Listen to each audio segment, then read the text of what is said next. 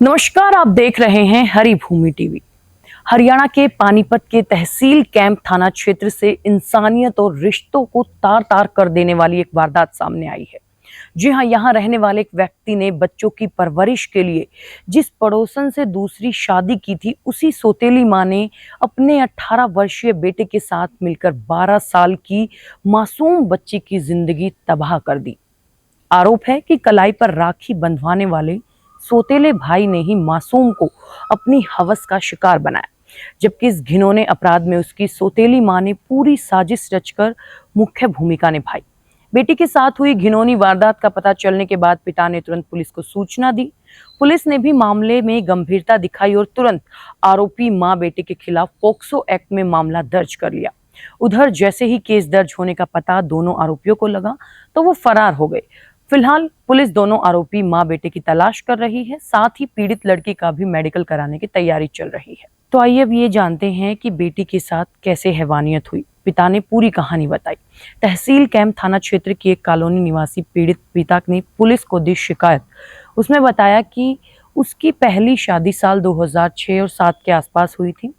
3 बच्चे हुए। सबसे बड़ा बेटा जो 14 साल का है, मंझला बेटा 13 साल का और सबसे छोटी बेटी 12 साल की है। आपसी अनबन के कारण करीब 10 साल पहले पहली पत्नी से तलाक हो गया। बच्चे छोटे थे, घर में कोई संभालने वाला नहीं था। बच्चों को मां का प्यार देने के लिए साल 2019 में पड़ोस में रहने वाली एक तलाकशुदा महिला से कोर्ट मैरिज कर ली। व्यक्ति ने बताया कि उसकी दूसरी पत्नी पहली शादी से हुआ 14 साल का बेटा राजू भी साथ लाई थी। मैंने राजू को कभी अपने 3 बच्चों से अलग नहीं समझा। हंसी खुशी जिंदगी चल रही थी। दूसरी पत्नी से एक बेटी भी हुई जो 6 साल की है। 12 साल की उसकी मासूम बेटी भी हर साल राजू को राखी बांधती थी। व्यक्ति ने आगे बताया कि वो ड्राइवरी का काम करता है और अक्सर लंबे टूर पर घर से बाहर रहता है।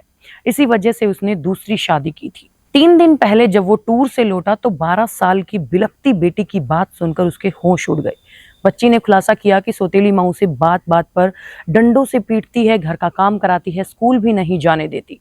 नगन करके सौतेले भाई राजू के साथ कमरे में बंद कर देती थी। राजू उससे दुष्कर्म करता था। विरोध करने पर सौतेली मां बच्ची को जान से मारने की धमकी देती थी। पिता के मुताबिक उस मासूम बच्ची ने बताया कि हैवानियत पिछले 6 महीने से लगातार जारी थी। बेटी ने पहले भी कई बार बताने की कोशिश की, लेकिन सौतेली मां उसे डांट कर बीच में ही रोक देती थी। पिता समझते थे कि मां का सामान्य अनुशासन है। उन्हें इस बात का गहरा मलाल है कि वो अपनी बच्ची की आंखों में छिपे खौफ से पहले नहीं समझ पाए।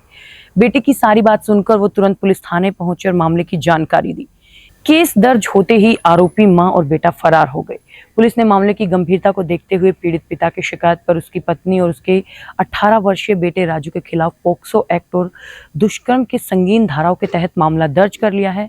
उधर जैसे ही आरोपी सौतेली मां को भनक लगी कि पुलिस में शिकायत दर्ज हो चुकी है, उसका भांडाफोड़ हो गया। वो तुरंत अपने आरोपी बेटे राजू और अपनी 6 साल की बेटी को साथ लेकर फरार हो गई।